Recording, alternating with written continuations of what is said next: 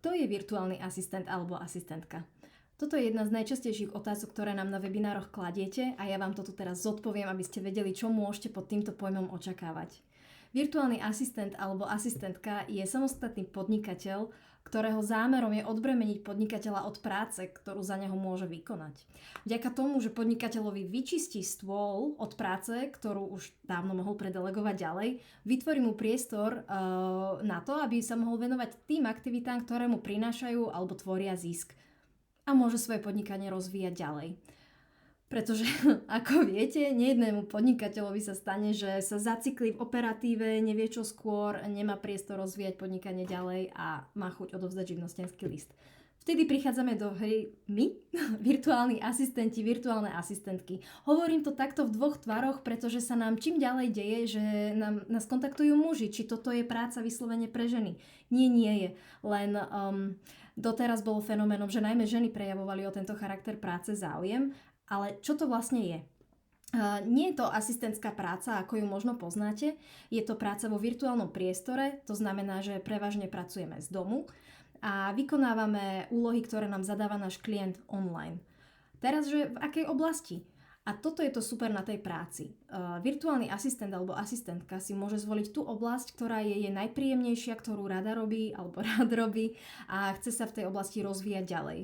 Napríklad to môže byť klientská podpora, správa administratívy, príprava účtovníctva, príprava grafických podkladov, adminovanie webu, organizovanie nejakých udalostí, stretnutí a tak ďalej. Mohla by som pokračovať.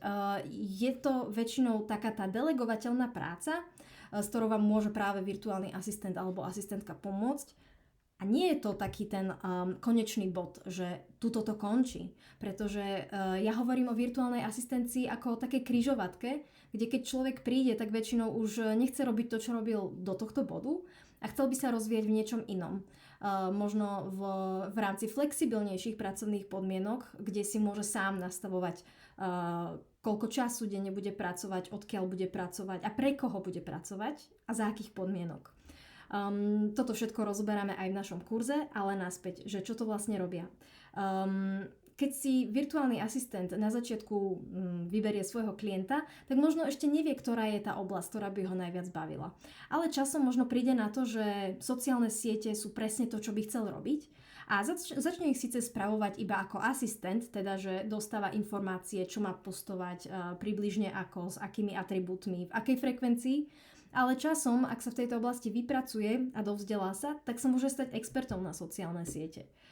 Toto platí pre takmer všetky oblasti, v ktorých môže virtuálny asistent alebo asistentka pracovať a môže ho to posunúť úplne niekam inam. Ja sama som začínala ako virtuálna asistentka, kde som mala také tie začiatočnícke práce a v rôznych oblastiach. Až som časom pochopila, že OK, Excel nie je to, čo ja chcem robiť a ani obchod a chcem sa zameriavať hlavne na napríklad sociálne siete. A práve preto vzniká priestor aj pre ostatných asistentov, ktorí môžu vytvárať týmy.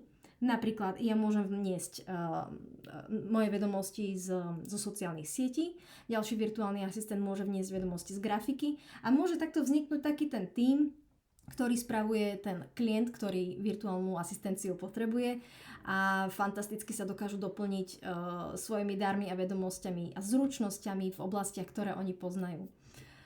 Ďakujem vám veľmi pekne. Ak máte ďalšie otázky, môžete dole do komentára kľudne zodpovieme. Prajem vám krásny deň.